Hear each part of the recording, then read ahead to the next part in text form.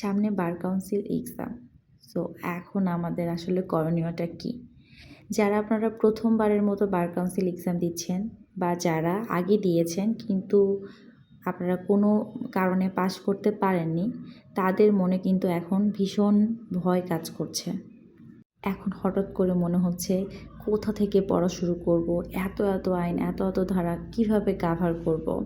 আর এখন আপনাদের মনে যে প্রশ্নটা বারবার মানে ঘুরপাক খাচ্ছে, একটা প্রশ্ন না, বেশ কিছু প্রশ্ন আপনাদের মাথায় ঘুরপাক খাচ্ছে, তা হলো বার কাউন্সিল এক্সামে এখন আপনারা কিভাবে প্রিপারেশান নেবেন, অল্প সময়ে আপনার এই প্রিপারেশান আপনি কমপ্লিট করতে পারবেন কি না, আর কিভাবে প্রিপারেশান নিলে আপনি কনফিডেন্ট থাকবেন যে আপনি এমসিকিউ পাস করবেন এবং রিটেনও পাস করবেন।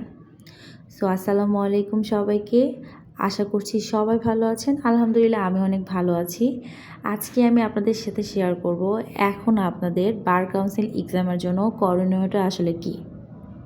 এই মুহূর্তে আপনার প্রথম যে কাজটি করণীয় তা হচ্ছে কোনো প্রকার টেনশন না করা, কোনো প্রকার ওভার থিঙ্কিং না করা এবং এই আজে বাজে চিন্তাগুলো না করা যে কোথা থেকে শুরু করব, কিভাবে শুরু করব, আপনি এইগুলো না ভেবে শুরু করে দেন।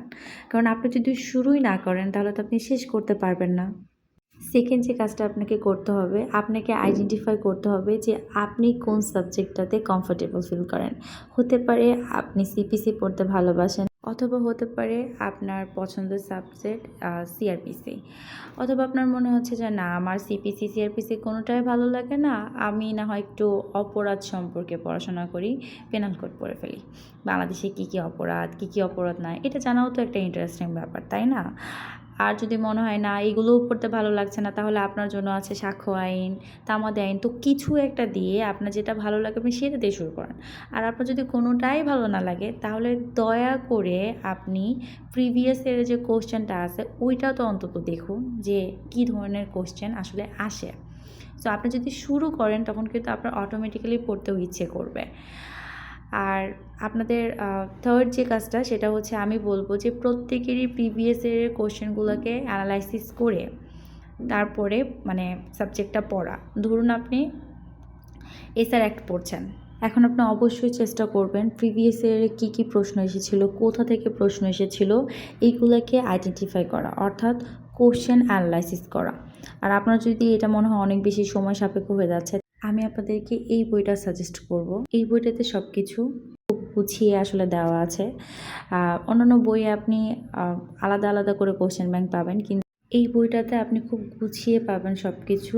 ধরুন এসআর অ্যাক্ট বা তামাদি আইনের অন্যান্য আইন, তো ওই আইনটার একদম স্পেসিফিকভাবে দেওয়া আছে যে এতে কিন্তু আপনার কোশ্চেনটা অ্যানালাইসিস করতে সুবিধা হয়। ধরুন এইখানে একটা কোশ্চেন আসছে 11 ধারা থেকে, তো এখানে আবার 11 ধারাকে এক্সপ্লেইনও করা আছে, তো আপনার জন্য কিন্তু সুবিধা হয়ে যাচ্ছে, অনেক বেশি খোঁজাখুঁজি আপনার করতে হচ্ছে না।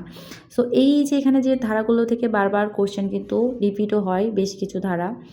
আর এরপরে দেখুন কোশ্চেন এসেছে 19 ধারা থেকে, 21 ধারা থেকে, এছাড়া 12 ধারা, 8 ধারা, 9 ধারা এবং চুক্তি বাতিল করা বা দলিল সংশোধন করা, দলিল বাতিল, ধারা 52 থেকে 57 পর্যন্ত।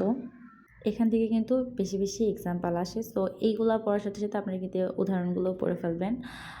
আর তারপরেও যে ধারাগুলো থেকে বেশ কয়েকবার কোশ্চেন আসছে, এটা হচ্ছে ধারা 5 থেকে, 12 থেকে, 21 এ থেকে, এই ধারাগুলো বারবার রিপিট হয়েছে। সো বুঝতেই পারছেন আপনাদের করণীয় কী, এইভাবে প্রত্যেকটা সাবজেক্ট পড়তে হবে।